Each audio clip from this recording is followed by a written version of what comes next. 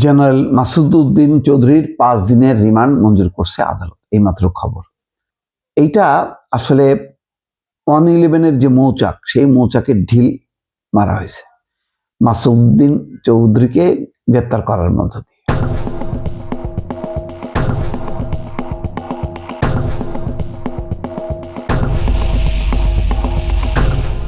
প্রথম দিকে ধারণা করা হচ্ছিল যে তারেক রহমানের সরকার বোধহয় এটা নিয়ে আর মাথা ঘামাবে না, যা হয়েছে হয়েছে, এরকম একটা অবস্থা। কিন্তু এইটা আসলে ছেড়ে দেওয়ার মতো অবস্থা না, কারণ পুরো 111 বিএনপির অস্তিত্বকে একেবারে অস্তিত্বের মূলে আঘাত করছে।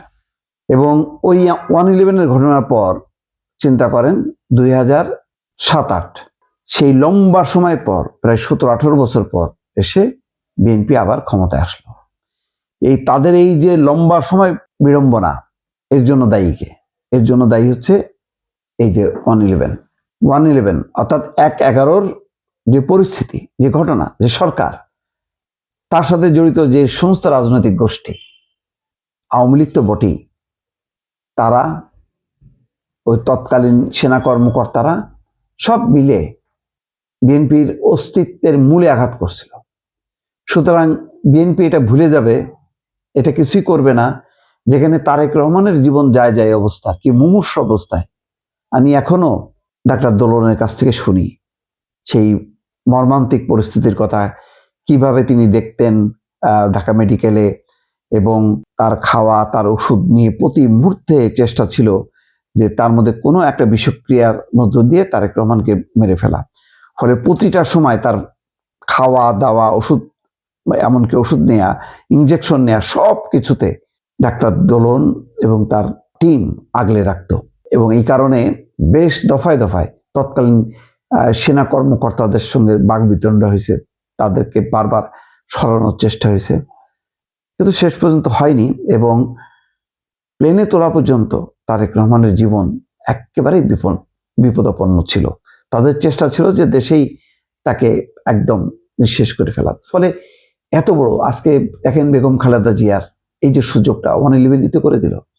কারণ 111-এর পর যে সরকার আসলো, আওয়ামী লীগ সরকার, এটা একটা অস্বাভাবিক সরকার, এসেই আগে তত্ত্বাবধায়ক সরকার ব্যবস্থা বাতিল করছে। কারণ লম্বা সময়ের জন্য ক্ষমতায় থাকতে হবে, এই লম্বা সময়ের জন্য ক্ষমতায় থেকে বিএনপিকে শেষ করতে হবে, এবং বিএনপির যারা মূল নেতা নেত্রী, তাদেরকেও শেষ করে দাও। তারেক রহমান কোনো রকমে বেঁচে গেছে, বেগম খালেদা জিয়াকে তিলে তিলে শেষ হবার মতন অবস্থা করে ফেলছিল, যার জন্য তার উপযুক্ত চিকিৎসা পায়নি যখন তার চিকিৎসার দরকার ছিল। তো এই ঘটনা আসলে ভোলার না।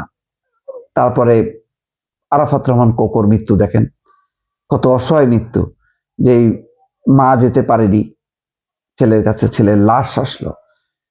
বহু ঘটনা, মানে এটা আর বলার অপেক্ষা রাখেন। এটা তো শুধু পরিবারের কথা বললাম, বিএনপির হাজার হাজার নেতা কর্মী গুম খুন, চৌধুরী আলম থেকে শুরু করে আপনার ইলিয়াস আলীর এই হত্যাকাণ্ড, এই পুরো রাজনৈতিক যে একটা বিপর্যয়, সেই বিপর্যয়েরটা যারা যারা ওই সময় এর পেছনে কলকাঠি নেড়েছে, পরিকল্পনা করেছে, যারা বেগম খালেদা জিয়ার পরিবারের আত্মীয় বলে তারা ক্ষমতা বিস্তার করেছে, এবং গুরুত্বপূর্ণ পদ পদবি যারা দখল করে শেষ মুহূর্তে যারা বিশ্বাসঘাতকতা করেছে, তাদেরকে তারেক রহমান ছেড়ে দেবে এটা মনে করার কোনো কারণ নেই।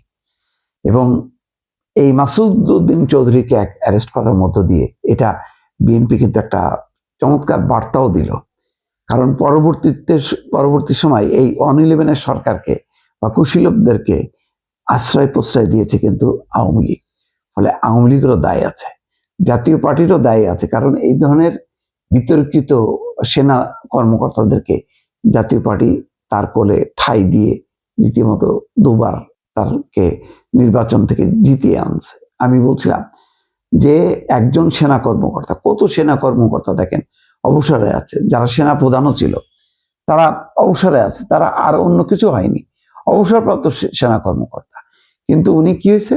সেনা কর্মকর্তার পর তিনি কূটনীতিক, লম্বা সময় ধরে অস্ট্রেলিয়াতে হাইকমিশনার, তারপরে কি হয়েছে? ব্যবসায়ী, আদম ব্যবসা করছে, তারপর কি করছে?